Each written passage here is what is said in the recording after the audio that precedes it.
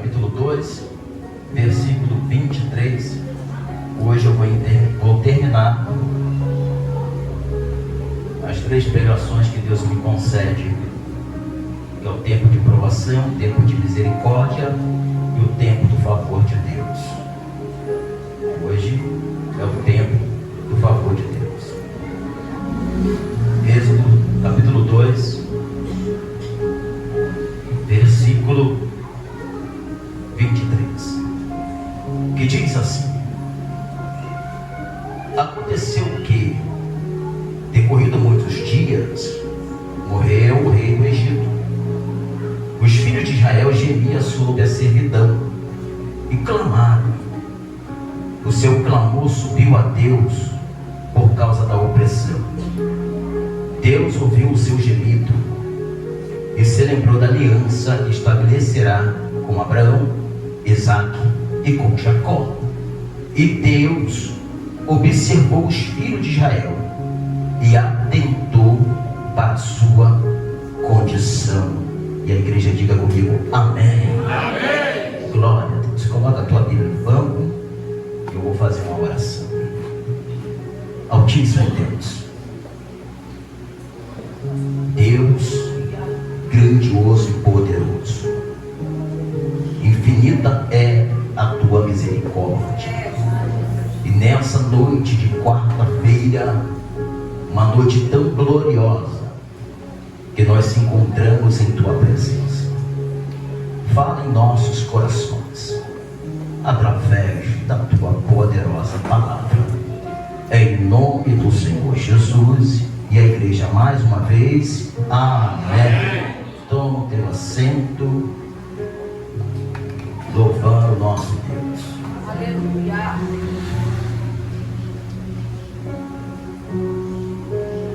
Glória. Amados, o tema da mensagem de hoje é o tempo do favor de Deus. Por isso, uma mensagem: o tempo da aprovação, o tempo da misericórdia, e agora é o tempo do favor do nosso Deus. No tempo da aprovação, Israel passou um período de 430 anos sendo escravo da nação egípcia. E quando o rei egípcio na época morre, e se levanta outro rei egípcio, e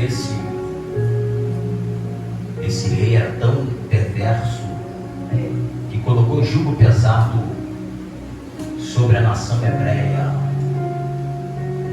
ao qual, capítulo 2, versículo 23, os filhos de Israel gemiam sobre a servidão e clamaram.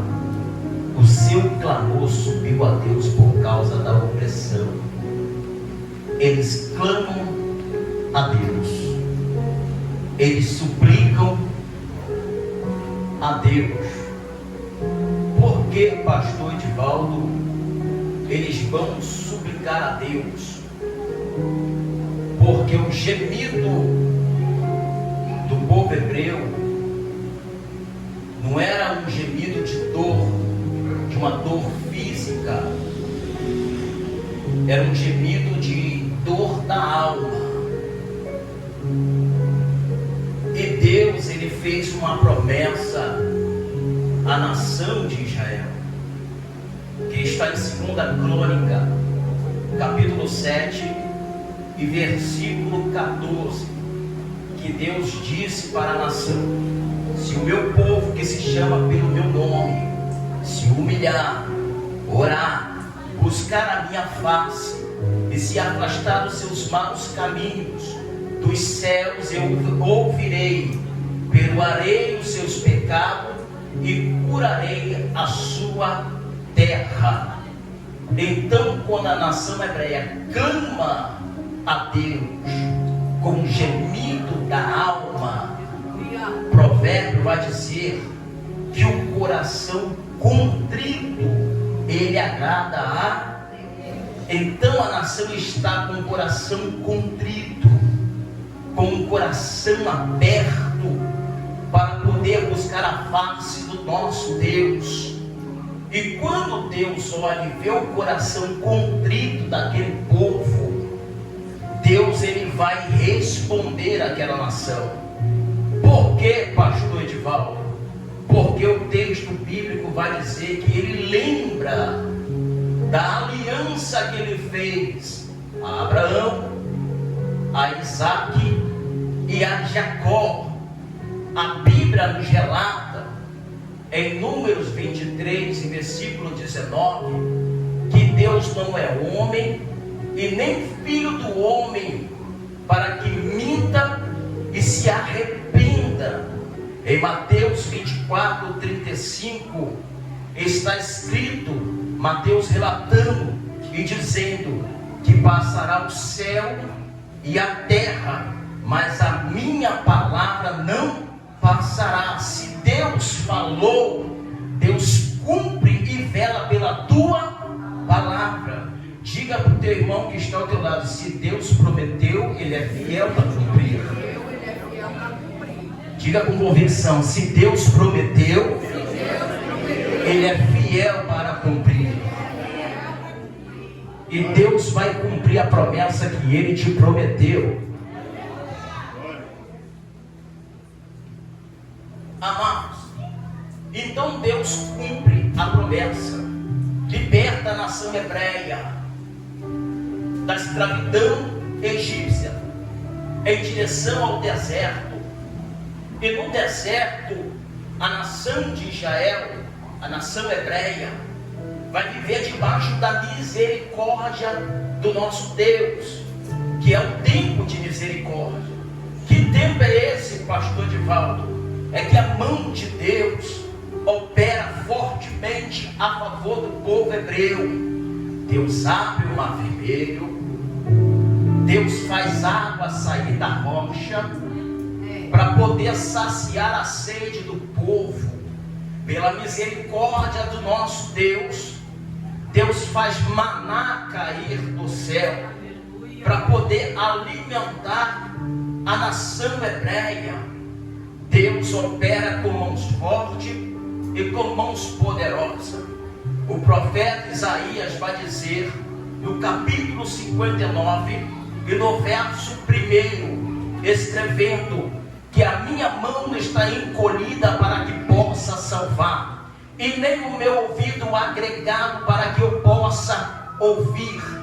Deus tem operado com mãos fortes, Deus tem operado com mãos poderosas, sustentando a nação hebreia debaixo de tua misericórdia. Durante o dia, a nuvem virava sombra para que o sol não pudesse queimar a pele do povo hebreu. E durante a noite, pastor Nilson, no deserto, Deus fazia a nuvem virar nuvem de fogo para poder aquecer o povo hebreu no deserto que era muito frio durante a noite.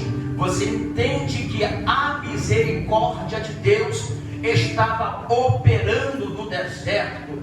O povo saiu da nação egípcia e logo depois de atravessar o mar vermelho, eles estavam com sede, e à beira, à frente do povo hebreu, tinha um rio ao qual se chamava Águas de Mara, e o povo foi lá e saciou a tua sede com aquela água, a água de Mara, pastora Juliana. Só que porém, a água daquele rio era uma água salopa, uma água que não era potável, uma água que não era boa para poder saciar a sua sede. Então Deus, Ele fala com Moisés que o povo desobedece a Ele, bebendo a água a qual Ele não tem mandado beber. Então o povo vai se precipitar e vai beber aquela água amarga. E quando eles começam a beber aquela água amarga, a Bíblia nos relata que eles começam a vomitar. Olha só, mas que interessante, olha a misericórdia de Deus. Eles foram desobedientes a todo tempo. a nuvem de Deus, a Shekinah de Deus, guiava a nação de Israel. Se a nuvem ia para a direita, o povo hebreu ia para a direita. Se a nuvem ia para a esquerda, o povo hebreu iria para a esquerda. Só que quando eles estão diante daquele imenso rio da água de Mara, eles não perguntam nada ao Senhor. Eles vão logo beber a água para poder saciar a sua sede, para poder saciar as suas vontades. E quando eles bebem aquela água, eles têm uma surpresa. O que é, pastor Edivaldo? A água era amarga. Então eles começam a vomitar, pastor Nilson, porque a água era amarga. Só que tudo na mão de Deus tem um propósito. Diga para o teu irmão, tudo na mão de Deus tem um propósito. Então quando eles bebem aquela água, pastora Juliana, essa água era saloba, porque tinha os minerais dentro daquela água, pastor Nilson, como magnésio. Quem já tomou aquele leite de magnésio para poder saciar uma gastrite, para poder saciar uma queimação dentro do seu estômago? Então aquela água era saloba porque tinha os minerais dentro dela. Então Deus, sabendo que a nação hebreia bebia da água do rio do Nilo, que estava contaminado com o sangue das crianças, Deus sabia que a nação de Israel estava mal dos seus estômagos. Então Deus permitiu que eles bebessem aquela água de Mara para poder curar o que está por dentro daquele povo. Olha só o propósito de Deus. Eles beberam aquela água e Deus permitiu. Por quê, pastor Edivaldo? A água era amarga, mas ia saciar a cura de dentro de um povo hebreu. Olha só que interessante. É a mesma coisa quando você vai tomar um remédio. O remédio é amargo, sim ou não? Sim. Mas quando você toma esse remédio, ele traz os benefícios para você, para poder curar a sua enfermidade. E Deus sabia que aquele povo estava enfermo, necessitando de uma cura. Então Deus deixou eles fazer o que queriam fazer para poder ser curado o que estava dentro deles, pastora Juliana. Olha o propósito de Deus, olha como Deus opera. Nós pensamos que sabemos de todas as coisas, mas nós na verdade não sabemos de nada. Nós esquecemos que o controle está na mão de Deus. É Deus que tem o domínio de todas as coisas. E por muitas das vezes nós queremos entrar na frente de Deus, colocar Deus de escanteio e dizer: Deus, pode deixar que eu resolvo a partir de agora. E todas as vezes que nós queremos deixar Deus de lado e queremos resolver os nossos problemas, nós somos frustrados, nós somos magoados, pastor Nilson. Por quê? Porque Jeremias vai dizer no seu capítulo 17 e no versículo de número 5, vai dizendo da seguinte forma: maldito é o homem que confia no homem e faz o seu braço a sua própria força, deixando de lado a confiança do Senhor. É o homem dizer assim: Deus não precisa resolver, porque eu vou resolver. Então quando você toma a frente de Deus, Deus fica parado olhando vendo o que você vai fazer. Aí quando você quebra a cara, quando você se machuca, quando você é magoado, você vem de cabeça baixa na direção de Deus para dizer: Deus, tu está certo, Deus, tu está no controle de todas as coisas. Entenda que Deus permite nós passar por algumas situações só para nós saber que Ele está no comando, que Ele está no controle de todas as coisas. Deus permite algumas tempestades, pastor Nilson, só para mostrar para nós que Ele está no meio da tempestade. Oh, glória a Jesus. Amado, no Novo Testamento tem dois tipos de tempestade. Aqui Jesus está no barco e aqui Jesus anda por cima da água. Olha só que interessante. Na primeira tempestade, Jesus está lá no barco e diz para eles: os homens de pequena fé. Jesus olha para o mar e diga: calma-te. E olha para o vento e diz: calma-te. Olha só, Jesus mostrando sobrenatural o controle que Ele tem sobre a tempestade. Só que na segunda tempestade, pastor Nilson, Jesus vem andando por cima das águas. E quando Jesus vem andando por cima das águas, o discípulo vai olhar, mas é um fantasma? E Jesus: não sou eu. Glória a Jesus. Aí se é o Senhor, mestre, manda eu ir ter contigo. Jesus, pode vir, Pedro. Pedro veio andando sobre as águas, pastor Nilson. Sabe que interessante? Que Jesus não acalmou a tempestade nesse exato momento. Por que, pastor Edivaldo? Porque Jesus estava ensinando uma lição para o seu discípulo. Que na primeira ele acalmou o mar e mandou o vento de calar. Mas na segunda ele falou: Pedro, você vai andar por cima da tempestade. Tu vai andar por cima do problema. Eu vou te mostrar como se deve se comportar no meio da tempestade, no meio do mar alvoroço. Eu vou te ensinar como se deve se comportar, como? Andando por cima da tempestade, andando por cima da provação. É assim que eu vou te mostrar. Por quê, pastor Edivaldo? Porque se você ficar olhando para a provação, para a tempestade, o propício de você se afundar na tempestade é muito grande, pastor Nilson. Então, se você ficar parado olhando para o problema, você vai afundar com o problema. Mas se você levantar a cabeça e olhar para o alvo, que é o Senhor Jesus Cristo, Ele vai te ensinar a andar por cima do problema e da tempestade. É por isso, glória, eu sinto a presença dele dentro dessa casa. Eu sinto a presença tão gloriosa e poderosa dentro dessa casa, pastor Nilson. Só que agora, lá no texto bíblico, nós vamos, o povo de Israel vai viver o tempo do favor de Deus.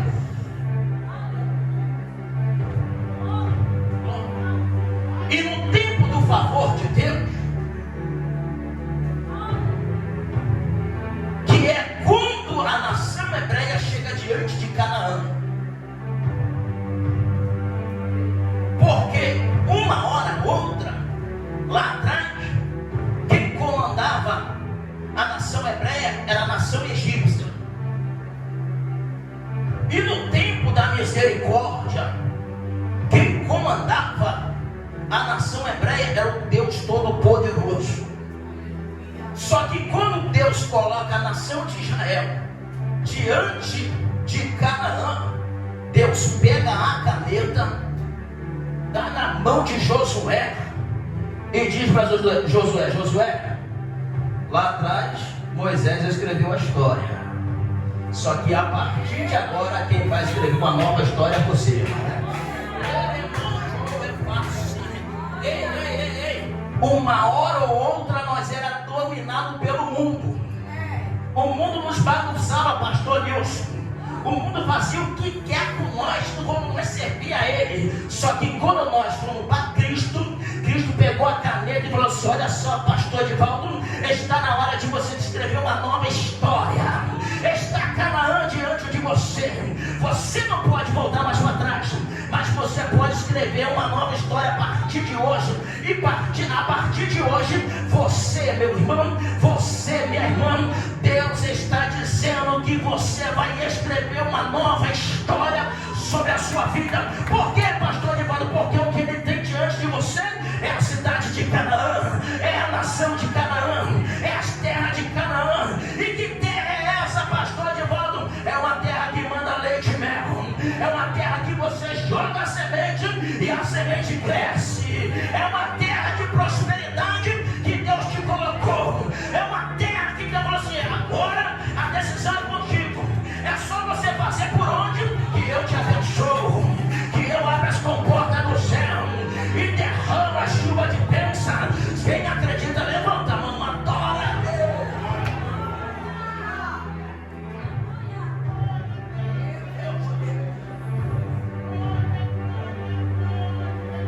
Diga para o teu irmão que está ao teu lado: Deus está te dando uma caneta hoje. Diga para ele: vai escrever uma nova história. Porque o que ficou lá atrás Ele apagou. E a partir de hoje, você começa a escrever uma nova história na sua vida.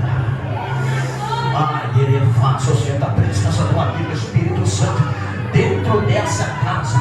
Ainda que o diabo tenta te acusar, você vai dizer para o diabo: está arrependido.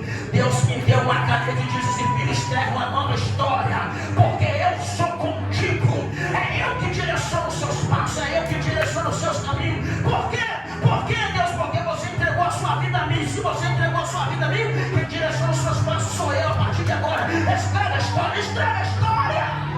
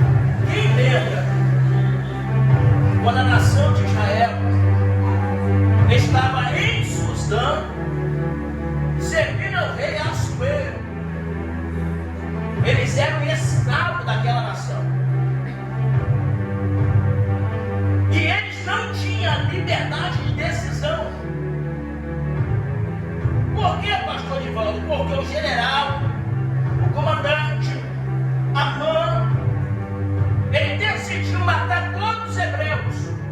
E os hebreus não tinham liberdade de decisão. Eles não podiam se defender. Ou seja, era escravo. Eles iam morrer sem poder se defender.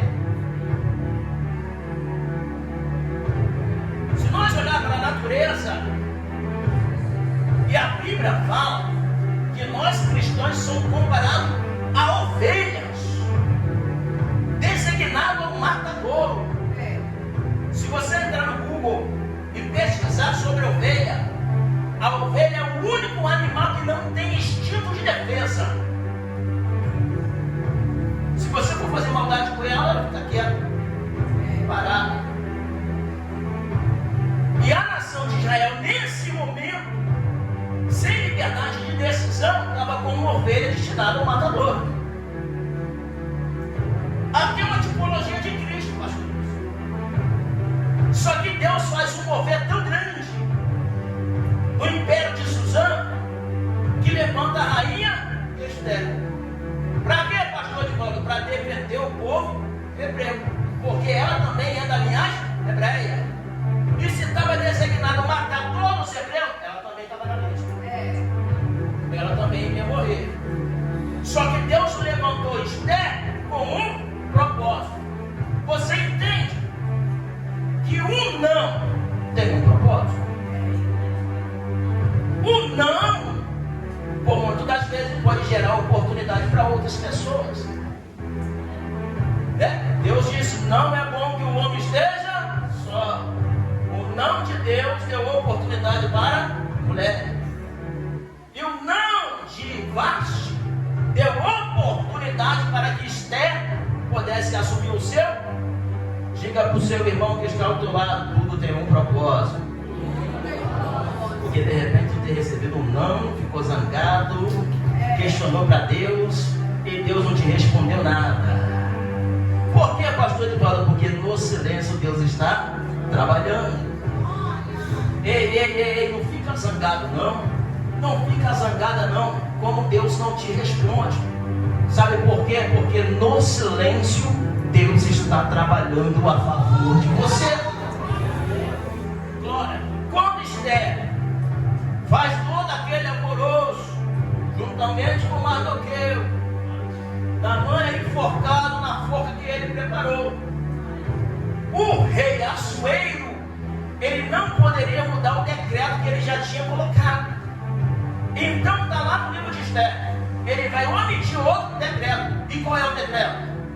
Que a nação hebreia tem liberdade de decisão. E o que a nação hebreia vai fazer? Desamanhar a espada. Porque uma hora ou outra não tinha liberdade de decisão. Só que quando Deus entra na guerra, ai Jesus, Ele está dando liberdade de ação para você. Para quê? Para poder se defender. Oh Jesus Cristo de Nazaré. Aí você deixa de ser o cordeiro, a ovelha que não tem instinto de defesa, para poder fazer parte do exército do leão da tribo de Judá. Eremão de Oredeface. É ele dizendo: ei, já te dei a espada, já te dei o capacete, já te dei o cinto da couraça da justiça, já coloquei nos teus pés o sapato de fogo. O que você está esperando? Pode começar a lutar, porque eu, Deus, sou contigo. Só quem acredita, meu Deus, levanta a tua mão, porque Ele te deu liberdade de decisão para lutar contra principado, potestade e hostes espirituais que operam o reino celestial da bondade. Pode levantar a tua mão aí, levanta a tua mão com autoridade e vai dizer: diabo, tu não vai entrar na minha família, tu não vai entrar na minha vida financeira e nem dos meus filhos, porque eu te repreendo em nome de Jesus. Só quem acredita adora Ele.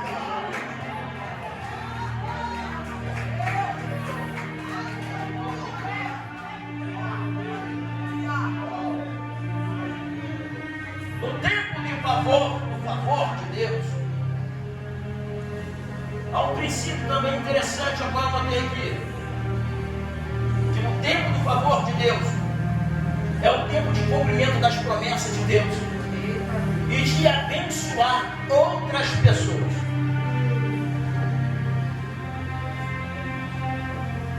O texto que eu uso como base é de Lucas capítulo 5, versículo 7, que é a pesca maravilhosa. Todos aqui conhecem a história da pesca maravilhosa. O Senhor olha para Pedro e fala assim: lança-te a rede. E Pedro fala: mestre, nós passamos a madrugada toda pescando e não pegamos nada, mas segundo a tua palavra, ele lança a rede. E quando ele lança a rede, ele tenta puxar a rede para o barco, só que a quantidade de peixe era enorme, pastor Wilson, ao ponto que ele não estava conseguindo colocar a rede com os peixes para dentro do barco. Porque até então, se ele coloca a rede com os peixes dentro do barco, o barco ia a pique, o barco iria afundar, porque a bênção era muito grande. Se a bênção é muito grande, Pedro entende que ele tem que compartilhar. E o texto bíblico vai dizer que Pedro faz sinal para os amigos, chamando os amigos para poder compartilhar a bênção que o Senhor tem abençoado a ele na quantidade de peixe. É interessante que o texto bíblico vai dizer que ele faz sinais para os seus amigos, chamando eles para poder dividir a bênção que Deus tem concedido. É Deus dizendo que Ele vai abençoar, Ele vai te dar aquilo que você pediu, mas Ele está dizendo: não se perca com a bênção, não se perca com aquilo que eu vou te abençoar, porque aquilo que eu vou te abençoar é para você abençoar outras vidas. Porque quanto mais Deus abençoa, Deus quer que nós abençoamos. Oh, glória a Jesus. Por que, pastor Edivaldo? Porque é o tempo do favor de Deus. Se é o tempo do favor de Deus, o favor imerecido que se chama graça, aquilo que eu não merecia, Deus me concede a eu ter. Não é para mim se tornar egoísta, não é para mim se mostrar ser melhor do que meu irmão, do que minha irmã. Se Deus te concedeu aquela bênção, é para você ter o pé firme, um pé firmado no que Deus te falou, no que Deus te prometeu. O que Deus gosta de nós, que nós fazemos, é que nós compartilhamos todas as coisas boas que Ele tem nos abençoado. Deus vai abençoar a família aqui, Deus vai abençoar a mãe aqui, Deus vai abençoar o pai aqui, Deus vai prosperar o seu trabalho de uma maneira tão diferenciada. Mas Deus está dizendo: não endurece o coração quando eu te abençoar, quando eu derramar as bênçãos sobre a sua vida, quando os peixes grandes começar a chegar na sua casa, dentro da sua família. Não endureça o coração, mas compartilha com quem eu vou direcionar a você, porque quanto mais você abençoa, mais eu vou te abençoar, mais eu vou prosperar sobre a sua vida, mais eu vou derramar as bênçãos sobre a sua vida. Só para quem acredita, levanta a mão e glorifica Ele.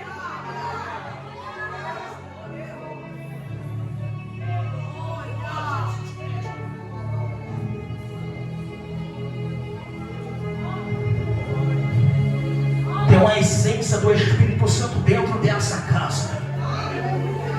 Levanta a tua mão aí. Essa essência que está descendo do Espírito Santo é uma essência que está tocando agora na tua mão. Porque aonde você colocar a tua mão, aonde você colocar a planta nos seus pés, seja em qualquer lugar, seja em qualquer negócio, Deus vai adiante de você. Porque aonde o ungido chega, aonde o ungido coloca a tua mão, coloca os teus pés, algo sobrenatural da parte do nosso Deus vai acontecer dentro daquele ambiente, e você vai glorificar a Deus, você vai exaltar a Ele pelos feitos grandiosos que Ele vai operar sobre a sua vida. Só quem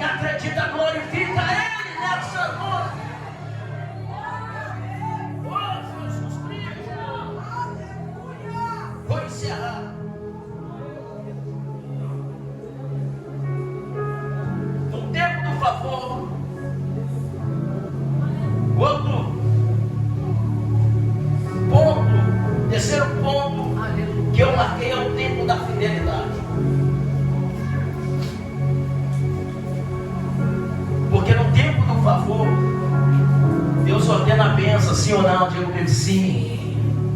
Mas existe também um tempo da fidelidade.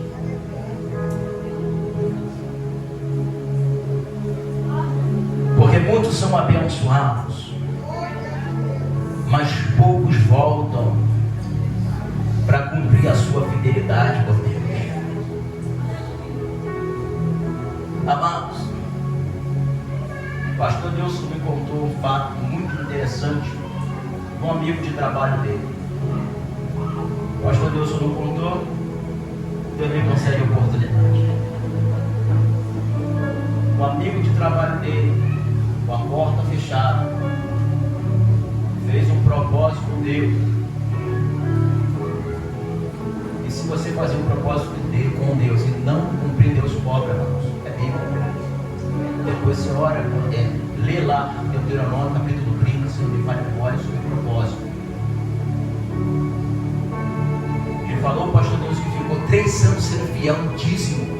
Ele falou, Deus, se tu abrir a porta de emprego, eu vou ser fiel à tua casa. Eu vou dar o dízimo. Deus não. Porque Deus gosta.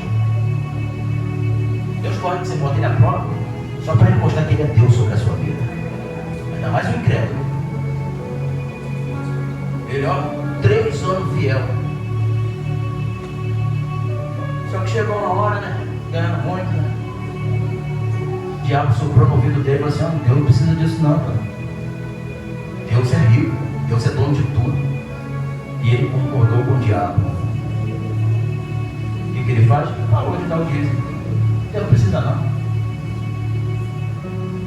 O rapaz falando para o pastor Nilson que no outro dia, na conta bancária dele, parecia uma dívida de 100 e poucos mil.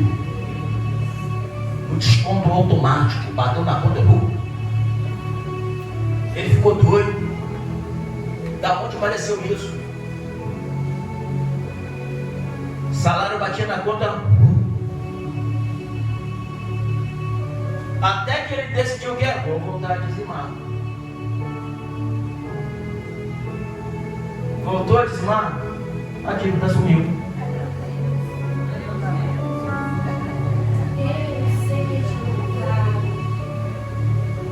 Uma coisa é, amados, briga com Deus não.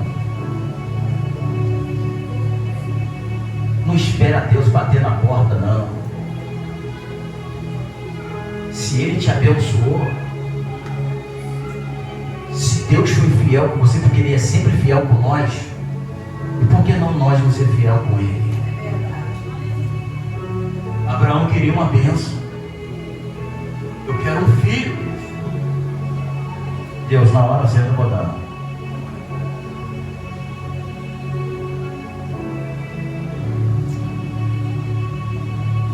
Só que Sara, esposa de Abraão, vai se precipitar, porque a promessa está demorando a se cumprir. Ela vai dar a sua concubina Agar para poder se deitar com Abraão, para que possa gerar um filho para Abraão e para ela, sendo uma barriga de aluguel. Só que Ismael é fruto da natureza da carne, pastor. E o que é da carne é da carne, porque o que é do Espírito vem do céu. Passa-se o tempo, Deus visita quem? Abraão. E fala: por esse tempo, a sua esposa Sarai vai engravidar. E se cumpre a promessa. Só que a promessa só se cumpre, pastora Juliana, é que quando o desejo da natureza carnal sai de cena. A promessa só vai se cumprir depois que Ismael vai embora com Agar. Porque a carne, ela limita com o espírito. Porque se a carne fica, a natureza da carne fica, com o espírito ia dar briga. Porque a carne e o espírito briga constante. E Deus permite que Agar, Ismael vai, que é o fruto da carne.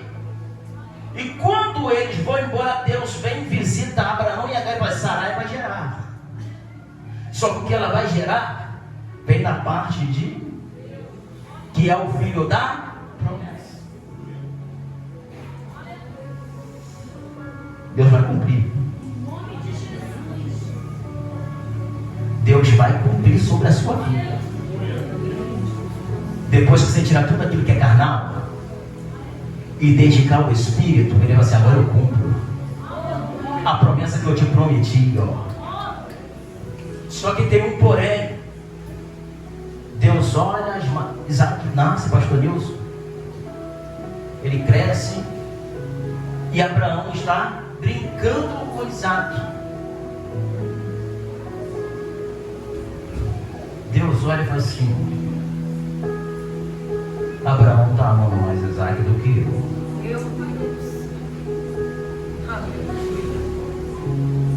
Abraão está adorando mais a criatura do que o Criador. Aí Deus: eu vou colocar Abraão à prova. Olha para cá para não perder. Eu vou colocar Abraão à prova. Abraão? Sim, Senhor. Vem aqui. Leva teu filho Isaque ao monte Moriá e me ofereça como sacrifício. Abraão não respondeu nada. Porque se é nós, quem é o Senhor? Meu filho que demorou tanto e é tanta justificativa para Deus. Não, Deus não pode. Abraão não questionou a Deus. Está no texto bíblico, Gênesis capítulo 22.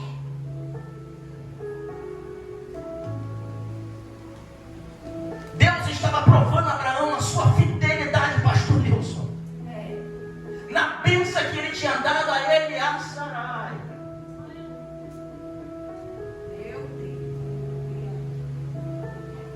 E Abraão faz tudo que Deus manda.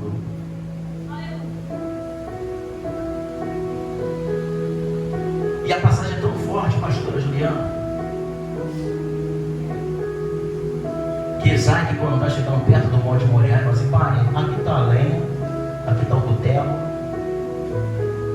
mas aonde está o cordeiro? Abraão é pai da fé justamente por causa disso. Ele fala: Deus proverá. Abraão é titulado como amigo de Deus. Abraão conhecia o Deus que ele servia.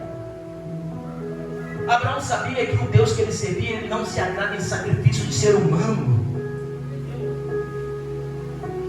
E com a fé que ele tinha em Deus, ele disse para Isaac: Deus proverá. Diga para o seu irmão: Deus proverá.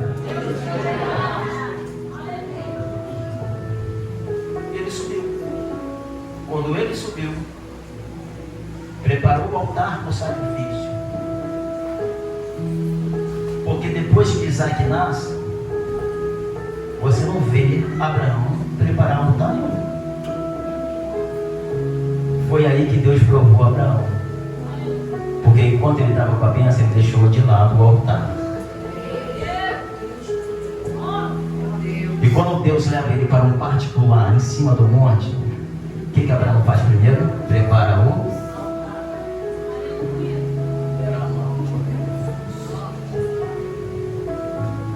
Coloca a lenha.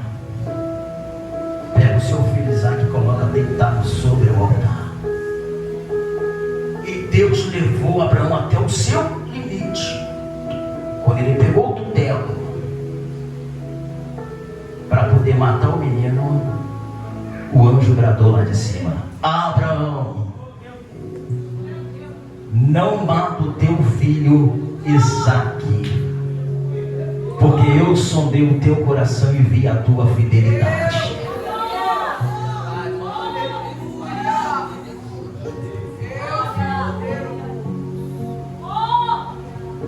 Deus sonda pensamento e a intenção do. Deus está sondando a tua fidelidade. Ei, vou terminar. No tempo do favor de Deus, não esquece do seu Deus, não. esquece do altar que você levantou para poder adorar a Ele. Volta para aquele altar que está lá do lado da sua cama, que está separado no seu quarto, que todo dia de manhã, antes de tomar um café, tem um devocional comigo. Porque Deus, Ele sabe da fidelidade do seu coração. Fique sobre os vossos pés.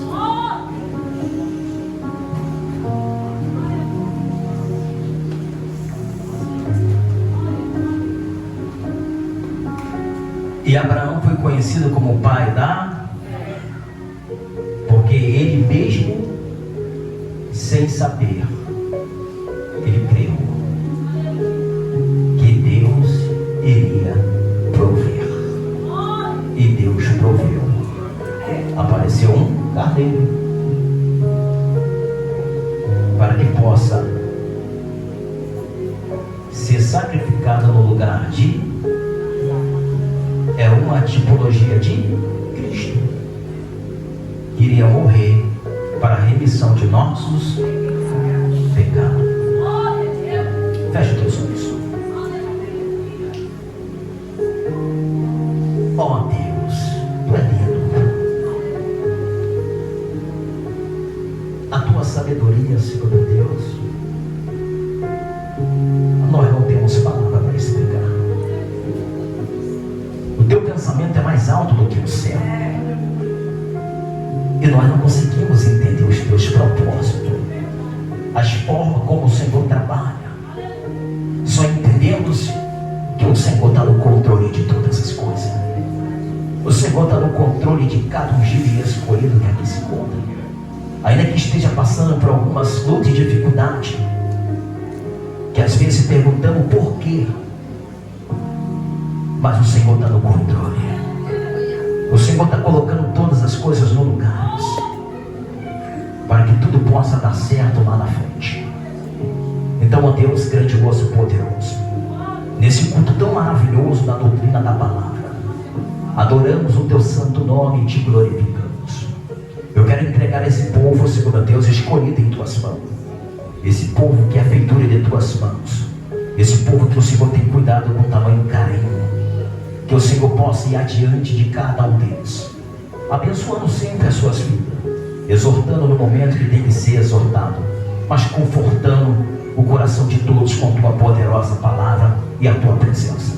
Então nessa noite, Te agradecemos por tudo que o Senhor tem feito, por tudo que o Senhor tem operado, pelo poder do nome do nosso Senhor Jesus Cristo. Assim Te louvamos e Te glorificamos, em nome de Jesus. E a igreja diz... E as palmas glorificam o santo de Deus.